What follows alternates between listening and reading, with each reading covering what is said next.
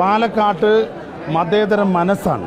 കഴിഞ്ഞ തെരഞ്ഞെടുപ്പിലൊക്കെ നിങ്ങൾ നോക്കണം, വർഗീയതയ്ക്കും വിഭാഗീയതയ്ക്കും ഒരു ചാൻസ് കൊടുക്കാതെ ഇതിലും വലിയ പ്രഗത്ഭർ മത്സരിച്ചപ്പോൾ പോലും ആ നിലപാടിൽ ഉറച്ചു നിന്ന പാലക്കാടൻ ജനതയ്ക്ക് കുറച്ചും കൂടെ കരുത്ത് സന്ദീപ് വാര്യരുടെ വരവോടുകൂടി കിട്ടും.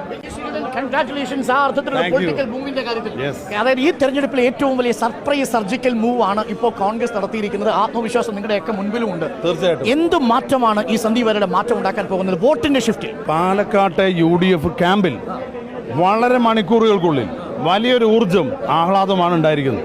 ഓഫീസിൽ നിൽക്കാൻ പോലും സ്ഥലമില്ല, അത്രയേറെ ആവേശത്തിലാണ്. അതിൻ്റെ അർത്ഥം എന്താണ്? ജയിച്ച പാർട്ടി, ജയിക്കുന്ന മുന്നണി, ആ മുന്നണിക്ക് കൂടുതൽ ഊർജം പകർന്ന് ഒരു വർഗീയ നിലപാടുണ്ടായിരുന്ന BJPയുടെ മുഖമുദ്രയായിരുന്ന സന്ദീപ് വാര്യർ ആ നിലപാടൊക്കെ മാറ്റി കോൺഗ്രസിനോടൊപ്പം ചേർന്നു എന്നുള്ളത് വളരെ ആഹ്ലാദകരം. AK ബാലന്റെ ഭാഷയിൽ പറഞ്ഞാൽ നമ്പർ 1 കൊമ്രേഡ് ആവാൻ സാധ്യതയുള്ള ഒരാൾ ഇപ്പോൾ കോൺഗ്രസ് വാരിയറായി. അതെ, AK ബാലൻ മാത്രമല്ല, MV ഗോവിന്ദനും MB രാജും പറഞ്ഞെന്തറിയോ? അദ്ദേഹം സന്ദീപ് വാര്യർ ക്രിസ്റ്റൽ ക്ലിയർ ആണെന്നാണ്. ഇത് തള്ളി പറയാൻ പറ്റില്ല. ക്ലാസ്മേറ്റ് ആണ് MB രാജേഷ്. അദ്ദേഹം പറഞ്ഞു ഒരു കാര്യത്തിനോടാണ് സമീപകാലത്തേക്ക് യോജിപ്പുള്ളത്. സന്ദീപ് വാര്യർ MB രാജേഷ് പറഞ്ഞതുപോലെ ക്രിസ്റ്റൽ ക്ലിയർ ആണ്. ആ ക്രിസ്റ്റൽ ക്ലിയർ ആകുന്നത് ആ പ്രത്യയശാസ്ത്രത്തെ കൈവിടുന്ന സാഹചര്യത്തിൽ കൂടിയാണ്. അത് കഴിഞ്ഞ 2-3 വർഷക്കാലമായി അദ്ദേഹം പിണങ്ങി പിരിഞ്ഞു നിൽക്കുകയാണ്. പലപ്പോഴും ഒത്തുതീർപ്പുണ്ടാക്കി. എന്താണ്? അദ്ദേഹത്തെ കൊലയ്ക്ക് കൊടുക്കാൻ വരെ ഒരു വിഭാഗം നേതാക്കന്മാർ ശ്രമിച്ചു എന്നുള്ള ഗുരുതരമായ ആരോപണം.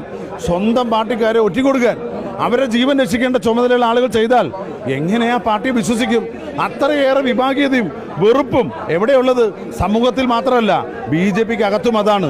കൊള്ളസംഘ തലവനാണ് K. സുരേന്ദ്രൻ എന്നാണ് പറയുന്നത്. അദ്ദേഹത്തിന് ഒരു ചലനം ഉണ്ടാവില്ല. കാരണം പണം, സാമ്പത്തിക ഇടപാട്, സ്ഥാനം എല്ലാം ഉറപ്പിച്ച് നിൽക്കുന്ന ഒരാൾക്ക് എന്തു മാറ്റം ഉണ്ടാകുക? BJPയുടെ മുഖമുദ്ര പരാജയപ്പെടുന്നതിൻ്റെ മുഴുവൻ ഉത്തരവാദിത്വം, അടിയിലേക്ക് പോകുന്നതിൻ്റെ മുഴുവൻ ഉത്തരവാദിത്വം ആർക്കാ? സംസ്ഥാന പ്രസിഡന്റ് സുരേന്ദ്രനാണ്.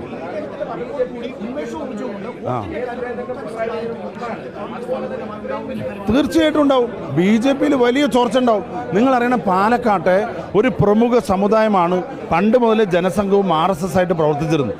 ആ വിഭാഗത്തിലെ ഒരാളാണ് സന്ദീപ് വാര്യർ. ഞാൻ മറ്റൊന്നും പറയുന്നില്ല. അദ്ദേഹത്തിൻ്റെ കുടുംബം മൂത്താന്തറയിലാണ്, അദ്ദേഹത്തിൻ്റെ അമ്മയുടെ വീട്.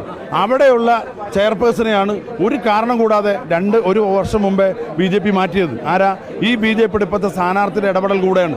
അപ്പോൾ ഒരു വിഭാഗത്തിനെ തഴയുന്നു, ഒരുപാട് പേരെ ചവിട്ടി മതിക്കുന്നു, ഏകപക്ഷീയമായി സ്വജനപക്ഷപാതമായി ചെയ്യുന്നു. അത് അഴിമതിക്ക് വേണ്ടിയാണെന്നും BJP പാളയത്തിൽ ചർച്ചയാ. അതിൻ്റെ വ്യക്തമായ തെളിവല്ലേ സന്ദീപ് തന്നെ പറഞ്ഞത്?